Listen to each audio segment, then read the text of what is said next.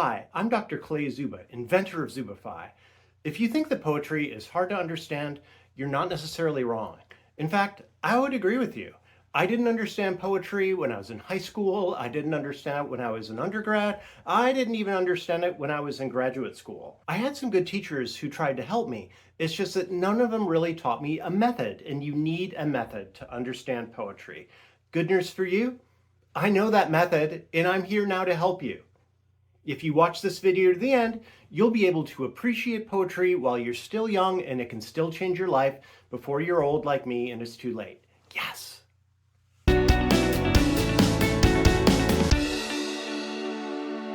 Poetry works totally differently than prose. Then what is a poem, and how is it different from prose? Well, like prose, poetry can work as a narrative. And it uses many of the same literary devices. But whereas fiction tries to persuade and entertain through the logic of a story, poetry persuades through emotions created by the succinct arrangements of sounds. Just as prose has a basic unit, which is a sentence, poetry too has a basic unit. It's called the line. The lines can be arranged in various ways. They may or may not conform with the structure of a sentence. They can be arranged in a rigid pattern, like classical poetry, or the pattern can be loose and determined by the needs of the speaker, like in free verse. Poems use lines to convey as much meaning as possible in a succinct and concise space. Because of this, words get out of order, vocab becomes complex, and figurative language and symbolism predominate. Rhythm and sound take on greater importance. And you have to understand all of this complex vocabulary and figurative language before you really start to understand the poem on a deeper level and comprehend its themes and message. Think of a poem as a puzzle that you can't solve just by looking at it and reading it. You have to analyze it. Today I'll show you one technique to analyze poetry while we study the poem Yet Do I Marvel by County Cullen. I've linked a copy of the poem below. We're going to use a graphic organizer called a TPCASST in order to break the poem down into more easily digestible parts. Then we can put it back together and understand it as a whole. Yes. I've made for you an official Zubify TPCASST template that I've also linked for you below, and you're welcome to download. You fill out the TPCASST as you read the poem and as you reread the poem. Sound bussin'? Let's begin. The first step in filling out your TPCASST is just to read the title and think about what you think this title is forecasting in terms of meaning in this poem. What hints does it give you about what the poem will be about? This poem is called Yet Do I Marvel. Key words here seem to be yet, I, and marvel. The word I tells me this poem is going to be from a first-person perspective. The word yet makes me think that whatever is being marveled about has been going on for some time. And the word marvel tells me that this poet is going to talk about some sense of wonder and incomprehensibility in the world around them. So I put that up on the first line of my TPCASST. There's a sense of suspense here, though, in terms of what is being marveled about. If you're a curious reader, and I know you are, you're going to be thinking about this as you read the rest of the poem. Before we go too far, we should definitely fill out the top here. That's where we put the title of the text, Yet Do I Marvel, the author, County Cullen, and the date published. And now we can fill out line 1 for title. I wrote, the author views something with wonder and surprise still, as in continuously, for a long time. And I also put about what. I could make guesses about the what based on the historical context. I do happen to know that this poet is an African-American man, and I also know it's 1925. This is almost 100 years ago. It's a time way before the Civil Rights Act, so we know it's a time when African-American people had a lot fewer protections than they do now, and it's possible that race is going to be an issue. Now that I've filled out what I understand about the poem just based on the title, we read the poem. So go ahead and click on that link in the description or do a Google on this poem and pull it up on your screen so we can read it together. I always find it helpful to read a poem out loud. This gives me a better sense of the poem's rhythm and the poem's tone. It also keeps me honest with myself. For some reason, if I read something out loud and I don't fully understand it, I recognize it more than if I just read it in my head. And as we go along here in analyzing this poem, it's going to become super important that you understand every word and line of this poem. Yet do I marvel. I doubt not God is good, well-meaning, kind. And did he stoop to quibble, could tell why. The little buried mole continues blind, why flesh that mirrors him must die, Make plain the reason tortured Tantalus is baited by the fickle fruit. Declare if merely brute caprice dooms Sisyphus to struggle in a never-ending stare. Inscrutable his ways are, and immune to catechism by a mind too strewn with petty cares to slightly understand what awful brain compels his hand. Yet do I marvel at this curious thing, to make a poet black and bid him sing.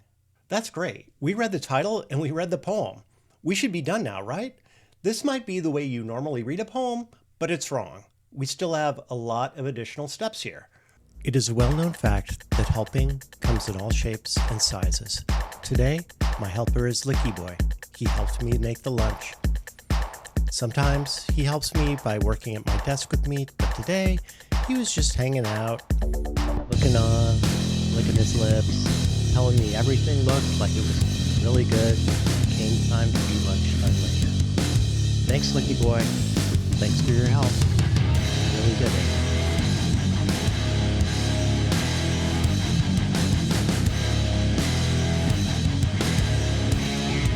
Our next step on the TPCASST is to paraphrase the poem. Paraphrasing means we're going to take the poem and translate it from this complex and compact poetical language into everyday conversational language that makes it easier for us to understand. Paraphrase also, though, means to write down what we are thinking the poem is saying on a literal level. We're not interpreting it. We're just putting it into everyday terms so we can move past the complex and archaic language that might be present. As you can see, I filled out a paraphrase on my TPCASST. Notice that it is 14 lines, which is the same number of lines as the poem. If you've got a pretty short poem like this one, you should just write down line by line the literal language of the poem. If you've got a longer poem composed of maybe like a lot of stanzas, it's okay for you to write a line per stanza, as long as writing down one line per stanza still allows you to convey the meaning of the poem on a literal level. So you can see here how I paraphrase this poem. Note that when I paraphrase, I try to use different words every time I translate a sentence from the original text into the paraphrase. The paraphrase here allowed me to see that nothing is really actually happening in this poem in terms of like running around or struggling to build a house or something like that. This poem instead is just talking with the audience about what they're thinking and feeling. The paraphrase helps me convert complex and difficult vocabulary into easier words, and it also helps me get past the syntactical inversions. The syntactical inversion is a device that a poet uses when they want to make their poem conform to the rhythm of their poem.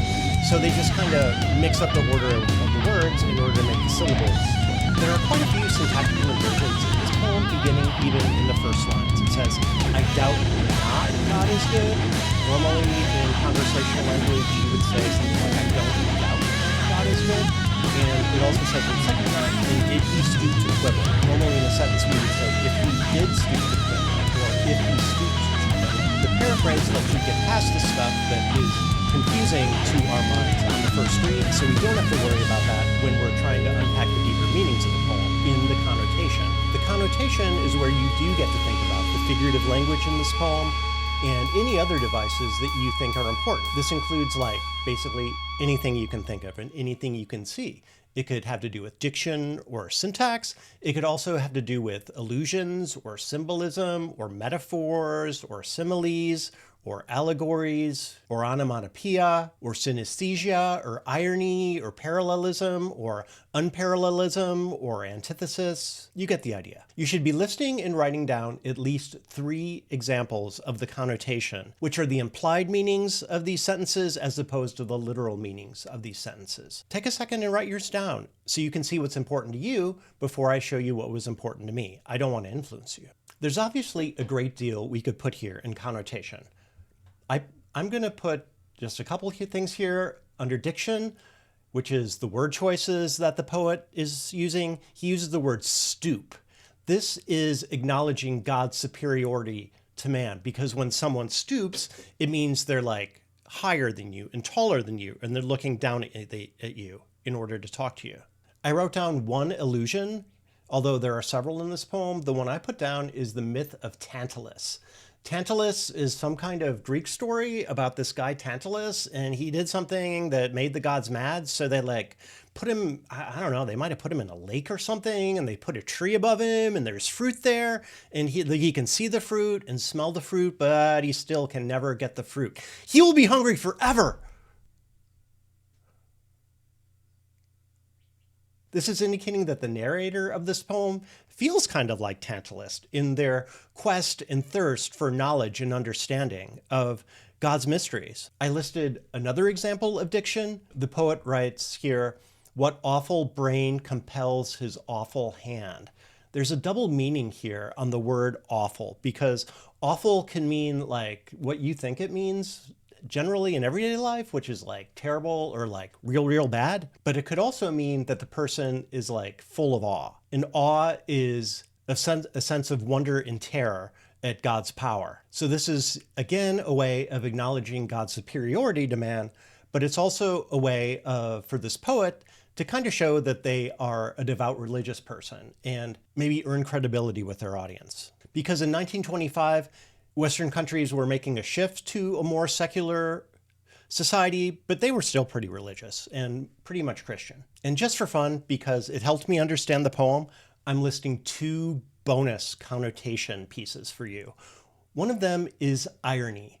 There is a great irony in the last line when the poet says, "To make a poet black and bid him sing." There's an irony here that God would create a person capable of expressing such great beauty, but create him in a form and a race that so many people in his society would view as inferior and incapable of creating art and possessing intellect. It defies expectation that God would set up such a situation where the human being that he created is so gifted, but the society that God also presumably created would be so unwilling to listen to that poet. It raises questions for the reader. And finally, it's a sonnet. A sonnet is a very conventional poetical form, but it was also thought to be one of the most difficult poetical forms in order to master. In fact, some of the greatest poets in the English language, like William Shakespeare, wrote kind of a lot of sonnets, and it was a way for poets to show their artistic ability. By writing this poem as a sonnet, this poet, County Cullen, is emphasizing that he, like William Shakespeare, was created by God as a baller poet. Our next step on our TPCASST asks us to think about the attitude of the poet, which is another way of thinking about the poet's tone toward the reader. Tone is often very subtle, and you pick up on it through the rhythm and the word choices. Tones can be humorous, they can be sarcastic, they can be irreverent, they can be respectful or disrespectful. People in our society are very good at understanding tone, so I think you're going to get this. This poem is, on one hand, one of the tone words I'm thinking is questioning, because this poet is asking questions about existence, but they're also conflicted because they are acknowledging man's inferiority to God, but also experiencing man's desire to comprehend God's will. These are 2 opposing forces or desires, which means conflicted. Yes. If you stayed with me this long, you deserve a bonus helping seat. This is slightly later in the helping when Licky decided he was going to go over and check out the eggs that were cooling off in the water. You can see him thinking about it, looking around. What am I going to do with my life here? Sometimes it's time to take just a little bit of a taste and see if I think these eggs are going to be good or not. They smell fine. They smell good. Thanks, Lucky Boy, for helping me make sure my eggs were going to be good. That's a good boy. That's a good boy. After attitude, we are thinking about and identifying the shift in the poem. Now, the shift is something that I didn't understand when I was younger, and I think it's really one of the most important things of understanding of the poem. A shift is a sudden change in tone or direction in the poem. It's often near the end.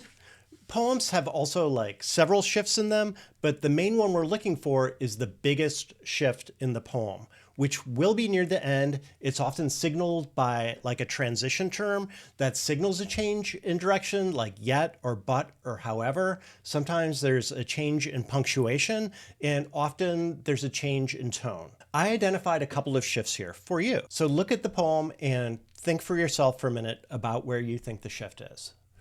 Ready? What did you get? I'll tell you what I got. For me, I identified two shifts in this poem. One is a small shift where the poet says, "Inscrutable his ways are." This signifies a change in tone and process because the poet is shifting from questioning God to acknowledging man's limitations in understanding God. The bigger shift, though, is in the second to last line of the poem, where it says, "Yet. Yet do I marvel at this curious thing, to make a poet black and bid him sing."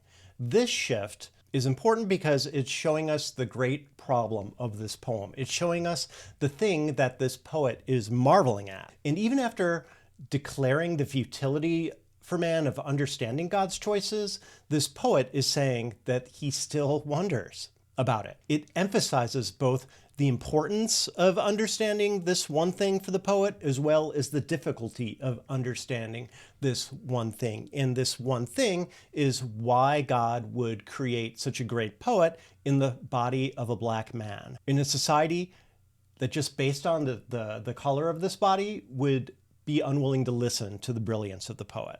It helps to identify the shifts in order to move to the themes. One of the themes is God's mysteries. Another theme would be the apparent injustices in the universe. It's also useful here to write down the thematic message. The thematic message is a specific statement that this poet is making about the theme. Themes are very general, but a thematic message is a specific thing that the poet is saying about the theme. There are probably a lot of different ways of writing out this theme, but for me, I wrote, if we really shouldn't question God's choices, which we are told to do in Christianity and a lot of other religions, then we also shouldn't question that God made African American people as talented and perfect and in his image as he created white people. Because it was God's choice to give African American people the ability to write poetry, just like it was his choice to give white people the ability to be excellent poets. And the final step is to think about the title again.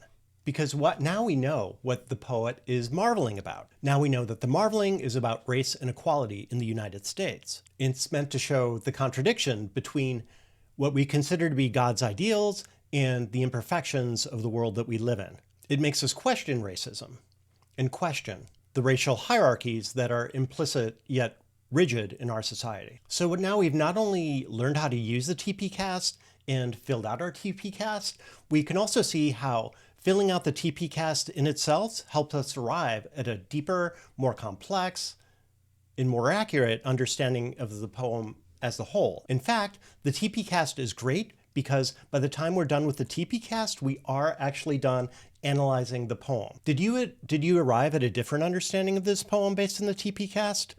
That's great. Poetry is very much subject to interpretation. Probably we're thinking along the same lines, but there might be other themes that you thought of and other angles for viewing this poem that are different than what I chose to focus on. If so, put it in the comments below. There's no greater pleasure than talking about poetry with someone who has analyzed it as deeply as you have. And we're all anxious to learn from you. Notice that analyzing this poem fully took a little bit more time and a lot more work than just reading the 14 lines of the poem and closing our books. But I think you'll also see that following this process also makes reading the poem much more worthwhile. So if you're a serious reader, and if you're in my class or if you're watching this video, there's a good chance that you are a serious reader. You can see that reading and analyzing a short poem can take just as much time as it would take to read a short story or a chapter of a novel. Even though the poem is short, meaning is, like I said, compacted. But you have to break it down into parts and unpack it in order to understand that meaning. Whenever you read a poem, use your TPCASST. Remember, I've linked the official Zubify TPCASST in the description for this video, so you never have to worry about where to find a TPCASST. I hope this video helped you understand poetry. Thanks for watching Zubify. Come back for more Zubify.